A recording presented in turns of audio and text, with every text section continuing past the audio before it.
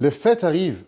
Et normalement, quand on entend parler de Rosh Hashanah, Kippour, Sukkot, Pessah, Shavuot, Rosh Hashanah, Purim, il est normal, et en général, on espère tous, que ces fêtes nous apportent des souvenirs de joie. On se rappelle les repas en famille, on se rappelle les enfants qui viennent, on se rappelle les cousins, les cousines quand on était petits. Et pourtant, chez énormément de monde, malheureusement, pas en majorité, mais beaucoup de monde, quand ils entendent le mot fête, à la place d'avoir des sentiments de bonheur qui leur montent, ils ont des sentiments de stress, des sentiments de pleurs, des sentiments d'angoisse. Ils se rappellent le tonton qu'on doit inviter, qu'on n'a pas envie d'inviter. Ils se rappellent peut-être malheureusement des obligations parentales que l'on doit faire, qu'on n'a pas envie de faire. Des personnes qui viennent chez nous et qui vont nous détruire notre atmosphère de fête. Des mamans qui travaillent dur toute l'année. Durant les fêtes, en famille, elles pétrissent, elles cuisinent, elles rendent leur maison magnifique. Elles essaient de donner une atmosphère. Et il y a certaines personnes qui arrivent avec un sentiment que tout m'est dû. On arrive en retard, on prend l'attention, on critique ce qui ne va pas, sans regarder le bien. Et ces moments-là sont des trous dans le cœur de certaines personnes. On raconte une histoire qu'il y avait un jour un homme qui avait un fils très nerveux. Et le fils pétait des coches, comme on dit chez nous, et il était une nervosité incroyable. Le papa lui dit, regarde mon fils, chaque fois que tu vas t'énerver, prends un clou, fais un clou, un trou dans un bout de bois. Et au bout que tu auras 100 trous, 100 clous, je te donnerai $100. Et ainsi de suite, le fils, il prend un marteau, il donne des clous. Au bout de 100 clous, le papa lui dit, mon fils, bravo, voilà tes $100. Le fils, il dit, qu'est-ce que je fais maintenant, papa? Il dit, ben, on va faire l'inverse. À chaque fois que tu vas vouloir t'énerver, tu vas enlever un clou. Et le fils enlève un clou, 10 clous, 50 clous, 100 clous. À la fin qu'il a terminé, le fils dit, papa, qu'est-ce qu'on fait maintenant? Il dit, regarde. Il dit, mais il n'y a plus de clous. Qu'est-ce que tu veux que je regarde? Et le papa lui dit, regarde le bout de bois. Et il lui dit, ben, je vois que des trous. Il dit, ben, regarde, les trous que tu as sur ce bout de bois sont les trous dans mon cœur. À chaque fois que tu es à la maison, chaque fois que tu t'énerves, chaque fois que tu te comportes négativement, tu sais qu'est-ce que tu fais dans mon cœur? Tu fais un trou. Quand on vient chez une personne, on regarde ce qu'il ne faut pas faire. On critique comment la table est mise, comment les enfants se tiennent. On oublie toute la préparation magnifique qui a été faite. Et on regarde et on se focalise seulement sur ce qui ne va pas.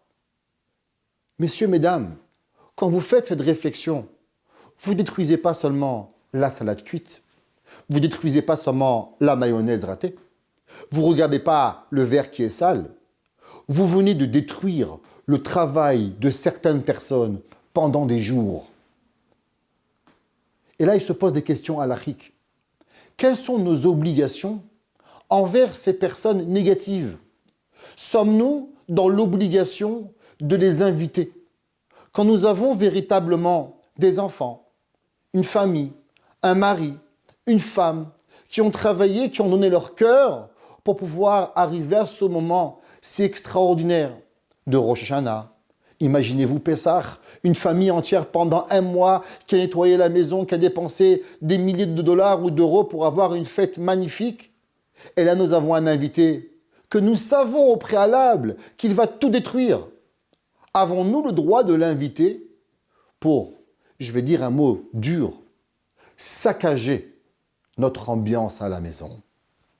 Et là, la réponse, je suis désolé pour ces personnes, mais nous avons une obligation de se réjouir, nous, nos enfants, notre femme, notre mari.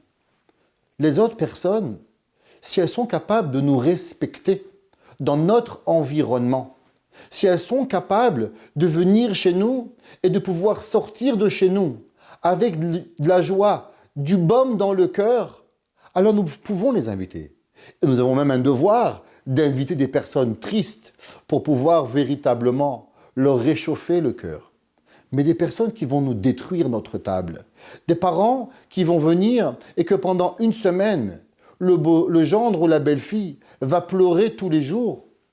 Je vous demande, à vous la question qui me regardez, pensez-vous avoir le droit, pour avoir un sentiment de positivité, pour avoir un sentiment de faire semblant que tout va bien, avez-vous le droit de détruire une famille? Avez-vous le droit de détruire une femme? Avez-vous le droit de détruire un mari? Parce que vos amis vont vous poser la question où vous êtes pour les fêtes et vous n'êtes pas capable de leur dire que je ne suis pas capable de me retenir. Quand je vois quelque chose qui me déplaît, je dois le dire sans imaginer et comprendre les conséquences. Si vous êtes honnête avec vous-même et vous vous reconnaissez dans cette personne qui amène malheureusement pas le bonheur, malheureusement qui n'amène pas à la maison avec des cadeaux, avec un sourire, avec vouloir aider la famille, en voulant rapporter votre petite graine de sel positive dans cette maison si extraordinaire, je pense que vous avez compris. Il vous reste deux choix. Ou quand vous venez, vous regardez seulement le positif. Vous essayez de complimenter tout ce qu'il y a autour. Et si vous êtes dans l'incapacité, vous devriez vous poser une seule et unique question. À combien je suis égoïste pour mon plaisir personnel détruire toute une famille? Et la réponse est simple. Je n'ai pas le droit. La Torah nous a donné des fêtes, des moments, pour que ces moments-là sont gravés dans nos mémoires de joie, de simcha, de positivité, pour s'élever en famille à Akadosh Baruch Hu. Ni aucune des fêtes n'est faite pour manger, mais seulement pour s'élever spirituellement. Et on arrive à s'élever en famille, en chantant, en dansant, en étant heureux, en allant à la synagogue, en essayant d'accomplir le maximum de mitzvot. Mais si malheureusement, nous sommes, ou vous n'êtes pas, je ne sais pas, de cette catégorie de personnes que quand vous arrivez, alors à la place d'élever la famille, on peut peut-être faire l'inverse. Alors peut-être que notre rôle est de rester chez nous. Peut-être que notre rôle est de s'assurer d'aller voir un médecin avant, de prendre des cachets avant. Faites ce que vous avez à faire. Mais posez-vous seulement et unique question. À combien mon égoïsme me donne le droit de faire tellement de mal sans penser ni à mes enfants, ni à mes petits-enfants, ni à toute la famille qui a tellement travaillé? Et si on se rappelle juste cette question, mon égoïsme égale, alors je suis sûr que quand la prochaine fois que vous allez passer le pas de la maison, votre sourire sera plus grand, vos yeux verront du bleu, votre cœur sera rempli de positivité et vous allez arriver, pas essayer, à changer votre attitude pour devenir la personne que tout le monde veut voir, que tout le monde veut recevoir, et pas la personne que, quand on nous invite, malheureusement, il y a une petite tache dans ce cœur que personne ne veut. On se souhaite à chacun de nous qu'on soit toujours la personne, que quand on nous invite, il n'y a que de la joie et du sourire aux lèvres des personnes, et que nous sommes tous, chacun de nous, un moteur de joie où nous allons, où nous venons, pour pouvoir faire grandir la gloire de Akadosh Baruch.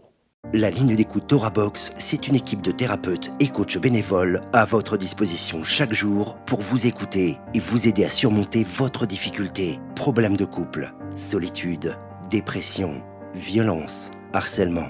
Vous n'êtes plus seul, nous sommes là. La ligne d'écoute Torah Box, un service unique, gratuit pour vous. Depuis la France au 01 80 20 5000 et en Israël au 02 37 41 515.